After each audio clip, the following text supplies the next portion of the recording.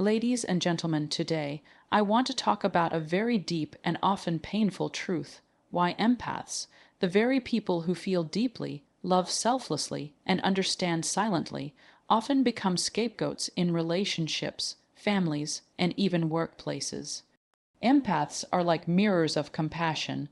They sense emotions that others hide. They carry the weight of unspoken pain, and they naturally extend love where there is emptiness. But this gift often becomes their curse. Because while empaths heal, others sometimes use their kindness as a dumping ground for their own wounds. The first reason empaths become scapegoats is their sensitivity. In a world where most people wear masks, empaths are raw, open, and honest. Instead of being celebrated, this sensitivity makes them targets. People project their anger, insecurities, and failures onto the empath because the empath is the one who absorbs it without retaliation. They become the emotional sponge for everyone else's mess. The second reason is their peace-loving nature. Empaths don't like conflict.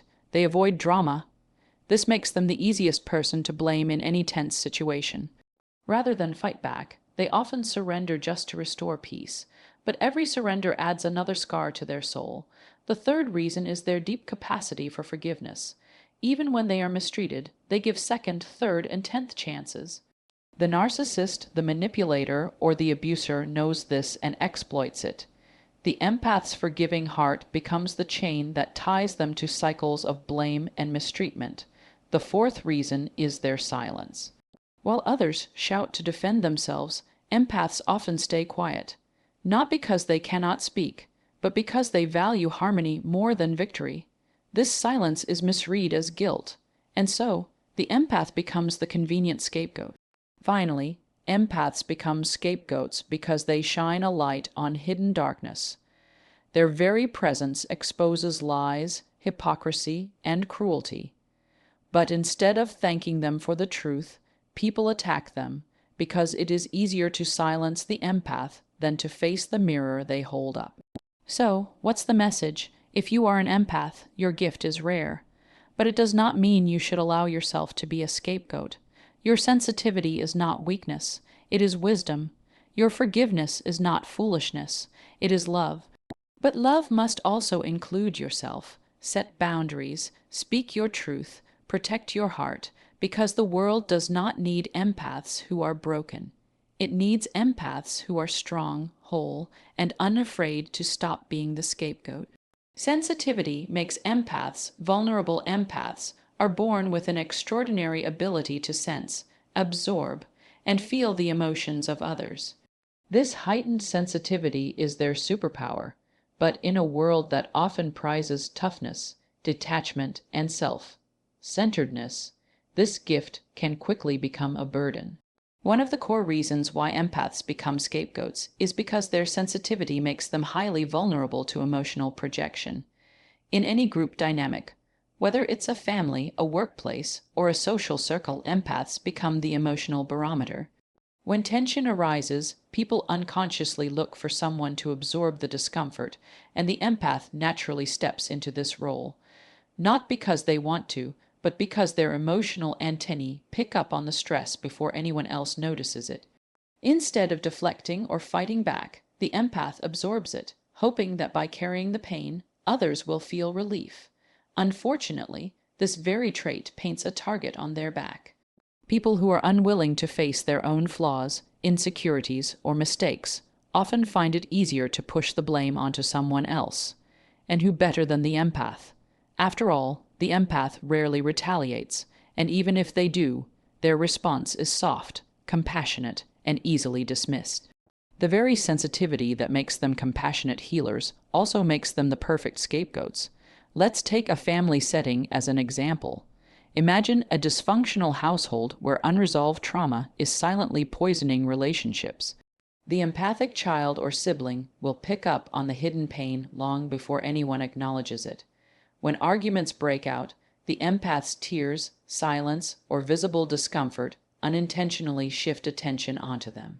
Instead of addressing the root issue, the family finds it easier to blame the empath. You're too emotional, stop overreacting, or "it's your fault for bringing this up."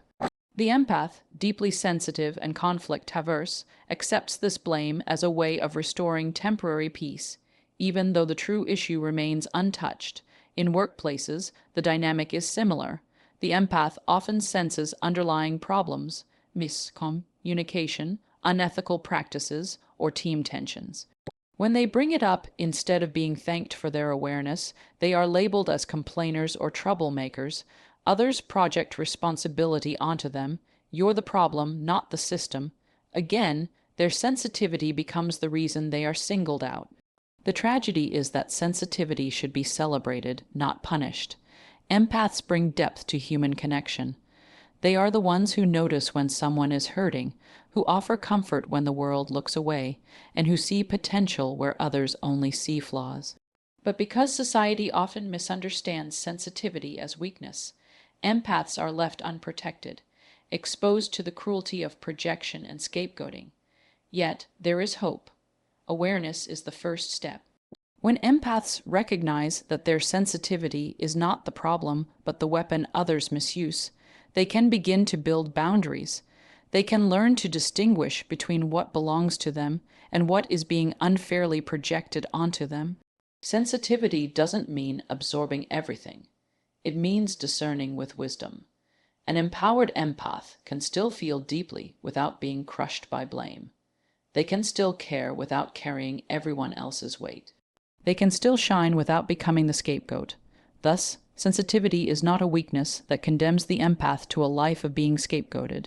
It is a gift, once protected with boundaries and self-respect, that can transform not only their lives, but also the lives of everyone they touch. One of the defining qualities of an empath is their desire for harmony. Empaths are natural peacekeepers. They don't just dislike conflict. They feel it in their bones. For them, an argument isn't just words exchanged between two people. It feels like an earthquake shaking their entire inner world. This deep discomfort often drives them to do whatever it takes to restore peace, even if that means sacrificing their own truth. This peace, loving nature while noble, can become a dangerous trap.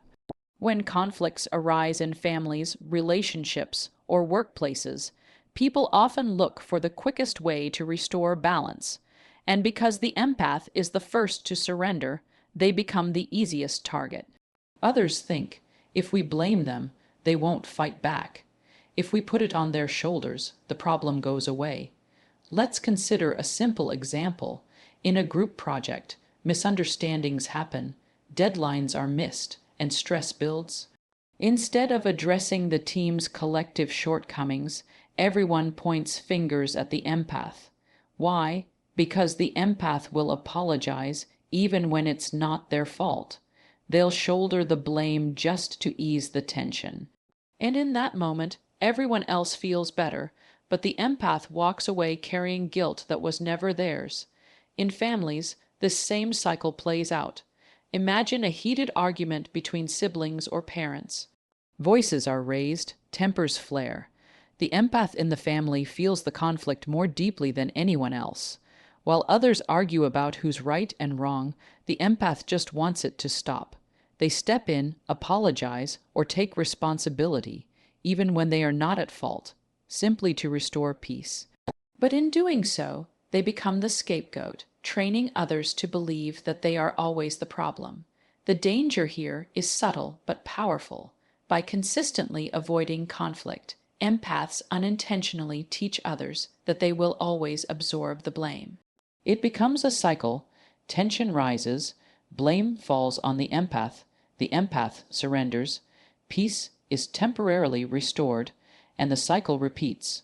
Over time, this dynamic conditions everyone around them to see the empath not as a person, but as a pressure valve for emotional release.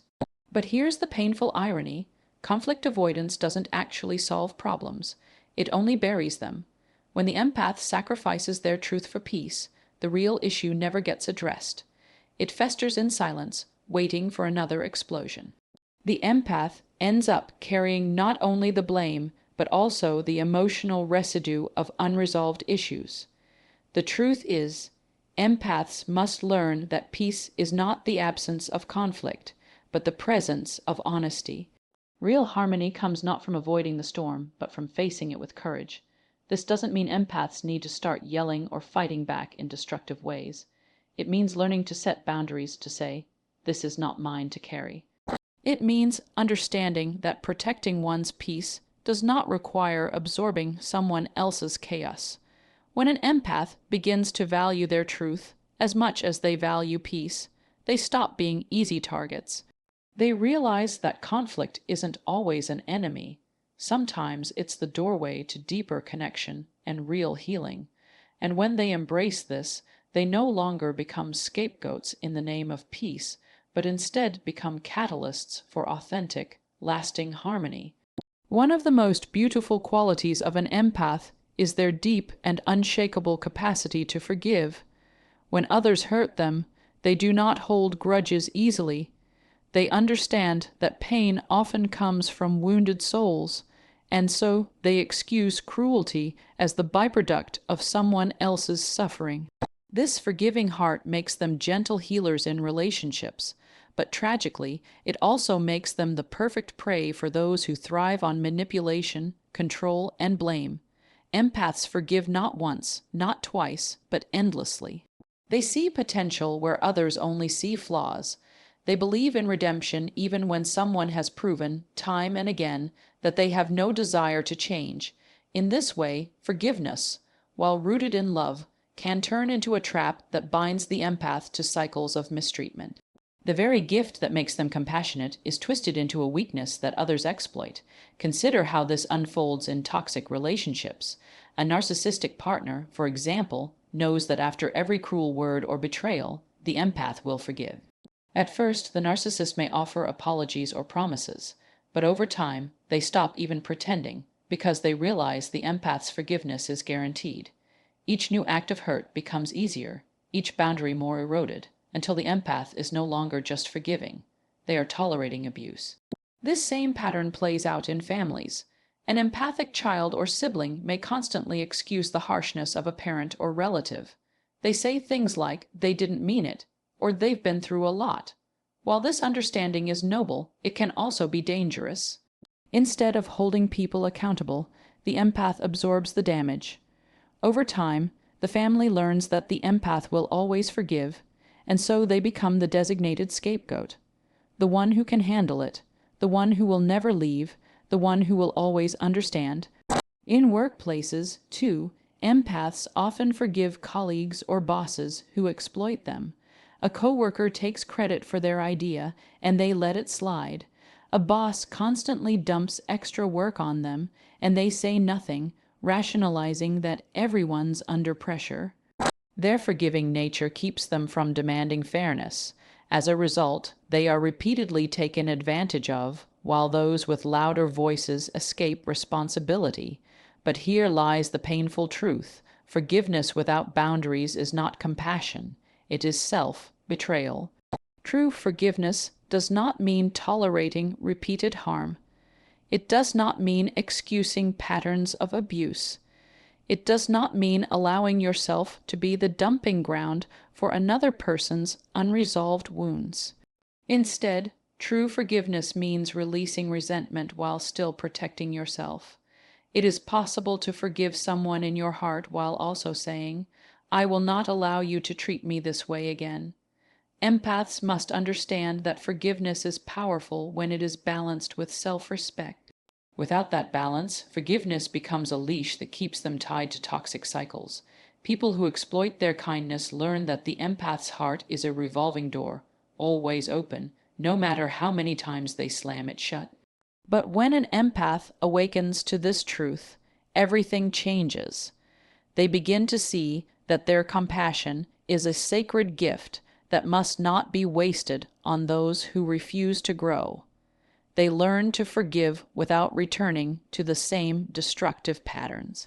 They understand that boundaries are not walls that block love, but fences that protect it. The moment an empath pairs forgiveness with boundaries, the cycle of scapegoating ends. No longer are they the ones to absorb endless blame. Instead, they become role models of what real forgiveness looks like: graceful, wise, and protective. So, to every empath who has been told that forgiveness means enduring mistreatment, remember this. Your heart is not a doormat. Your love is not an endless well for others to poison. You have the right to forgive and walk away. You have the right to forgive and protect yourself. And in doing so, you show the world that true compassion begins with self-love. Empaths are not always people of many words. They often live more in the realm of feelings than in arguments, preferring quiet reflection over loud confrontation. When tension arises, instead of shouting, defending, or retaliating, they often choose silence. To the empath, silence is not weakness. It is wisdom.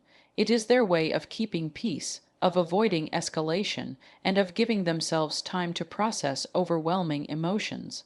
But sadly, in the eyes of others, this silence is often misread. Instead of being seen as grace, it is taken as guilt.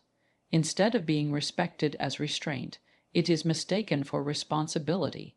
And so, the empath's quiet nature becomes another reason they are cast as the scapegoat. Consider how this plays out in families. When accusations fly and voices rise, the empath withdraws. They don't argue back, because they hate the idea of adding more fire to the storm, but their silence leaves a vacuum, and human beings rush to fill vacuums with assumptions. If they're not defending themselves, they must be guilty. If they're not fighting back, maybe they know it's their fault.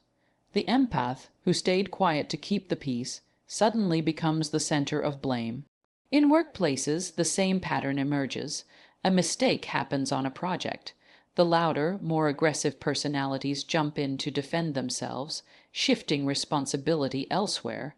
The empath, uncomfortable with confrontation, remains quiet. They don't rush to argue, they don't point fingers, they simply absorb the tension. In that silence, others see weakness. They're not saying anything, it must have been them. And so, once again, the empath becomes the scapegoat, not because of guilt, but because of misunderstood silence. Even in friendships and relationships, this dynamic appears. When conflicts arise, the empath often retreats into introspection. They prefer to process emotions quietly, to calm themselves before speaking. But partners, friends, or family may misinterpret this as emotional distance, passive aggressiveness, or admission of fault. Instead of being understood as a pause for healing, their silence becomes evidence against them. Why does this happen? The answer lies in human psychology. Most people are conditioned to equate defense with innocence and silence with surrender. If someone loudly insists on their innocence, people believe them. If someone says nothing, people project guilt onto them. Unfortunately, this logic fails when applied to empaths, who are often quiet not because they're guilty, but because they value peace over arguments. But here's the danger. When empaths allow their silence to continuously be misinterpreted, it trains others to use them as scapegoats. Silence becomes complicity in the eyes of manipulators. Abusers, narcissists, or even insecure people realize that if they blame the empath won't argue. If they point the finger, the empath won't resist. Slowly, the empath becomes the safe place to dump guilt, shame, and failure. The solution is not to abandon silence altogether after all. Silence can be a sign of maturity and strength. The real solution is to balance silence with clarity. Empaths must learn that while staying calm is noble, staying completely quiet can be dangerous. They need to find their voice, not in anger, but in truth. A simple statement like, "I hear what you're saying, but this is not mine to carry," or "I am not responsible for that," can break the pattern without escalating the conflict. By speaking up with calm boundaries, empaths reclaim their power. Their silence is then seen for what it truly is: wisdom, not guilt. They demonstrate that they can remain peaceful without being passive, compassionate without being complicit. So to every empath who has been misunderstood, remember this. Your silence is a gift when it comes from strength, but a prison when it comes from fear. Do not let others confuse your quiet heart with guilty hands. Speak your truth gently but firmly, because your voice, even when soft, carries the weight of honesty, and that is far more powerful than the noise of false accusations. One of the deepest reasons empaths become scapegoats lies in something far more powerful than their silence, sensitivity, or forgiveness. It is their light. Empaths, by their very nature, illuminate what others try to hide. Their intuition, honesty, and compassion act like a mirror, reflecting back the truth of people's behavior. And while truth can set us free, it can also make people deeply uncomfortable. When an empath enters a room, they don't just notice words, they notice energy. They sense when someone's smile is fake, when anger is disguised as politeness, or when guilt is hidden behind excuses. They see the cracks in masks that others work hard to maintain. This perception is not something they choose, it's part of who they are. But because of this, they inadvertently threaten those who live in denial. In families, for instance, empaths often sense the unspoken tensions. They may see through the authoritarian parent's false authority, recognizing that anger is covering insecurity. They may notice the subtle favoritism, the suppressed pain, or the hidden dysfunctions that others refuse to acknowledge. Their very awareness becomes uncomfortable for the family system, which depends on secrecy and denial. And so, instead of admitting the truth, the family turns against the empath. They become the scapegoat because it's easier to say, "You're too sensitive," or "You're the problem," than to face the reality the empath reflects back to them. In workplaces, this same pattern unfolds. The empath sees unfair treatment, manipulation, or dishonesty. They may quietly point it out or even just radiate discomfort that others feel. To those in power, this feels like a threat. After all, the empath's presence makes it harder to maintain facades. And so, instead of addressing corruption or dysfunction, blame is shifted. The empath becomes the scapegoat, accused of being difficult or too emotional, while the real issues remain buried. Even in personal relationships, this dynamic is profound. An empath in a relationship often sees beyond excuses. They sense lies, infidelity, or manipulative behavior long before there's proof. Their intuition makes the other person feel seen in ways they don't want to be. Instead of admitting their mistakes, the partner attacks the empath. "You're paranoid, you're imagining things, you're too dramatic." By projecting blame onto the empath, the manipulator avoids the uncomfortable light of truth. This is perhaps the greatest irony. Empaths are scapegoated not because they are weak, but because they are powerful. Their light disrupts shadows. Their presence unmasks deception. Their compassion exposes cruelty. But instead of appreciating this gift, those who fear truth choose to silence, blame, or exile the empath. So what is the lesson here? Empaths must understand that their light is not something to dim in order to fit in. Yes, their illumination will make some people uncomfortable.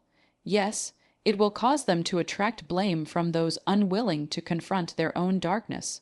But this does not mean the light should be hidden. It means the light must be protected. Boundaries are essential. An empath cannot force someone to see the truth, but they can refuse to be punished for carrying it. They can learn to shine without becoming entangled in other people's shadows. They can recognize that being scapegoated says less about their worth and more about others' fear of facing themselves. Ultimately, the very reason empaths are blamed, their light, is also their greatest source of power. For light, no matter how much it is resisted, cannot be extinguished by darkness. In fact, the darker the environment, the brighter the light appears. To every empath who has been blamed for things they did not do, shamed for truths they did not create, or punished for simply being who they are, remember, your light is not the problem, it is the answer. Do not dim it, do not hide it, shine anyway, because in a world full of denial and deception, your light is not just rare, it is revolutionary.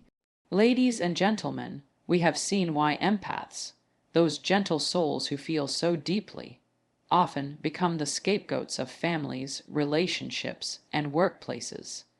Their sensitivity makes them vulnerable to projection. Their peace, loving nature turns them into easy targets. Their forgiveness is exploited by those who never intend to change. Their silence is misread as guilt, and their light exposes darkness that others would rather keep hidden. But let us not mistake this suffering as a sign of weakness. In reality, empaths are some of the strongest people alive. It takes immense strength to feel so much in a world that feels so little. It takes courage to love in a world that so often abuses kindness. And it takes resilience to carry pain and still shine light for others. The lesson is this: empaths must learn that their gift is not meant to make them martyrs. Their sensitivity is wisdom, not weakness. Their forgiveness is love, not foolishness. Their silence is grace, not guilt. And their light is not meant to be hidden, but to guide others. To every empath who has ever been made the scapegoat, you do not exist to carry everyone's blame. You are not here to absorb everyone's darkness. You are here to feel, to heal, and to inspire, but also to protect your own soul, set boundaries, speak your truth. Love yourself as deeply as you love others.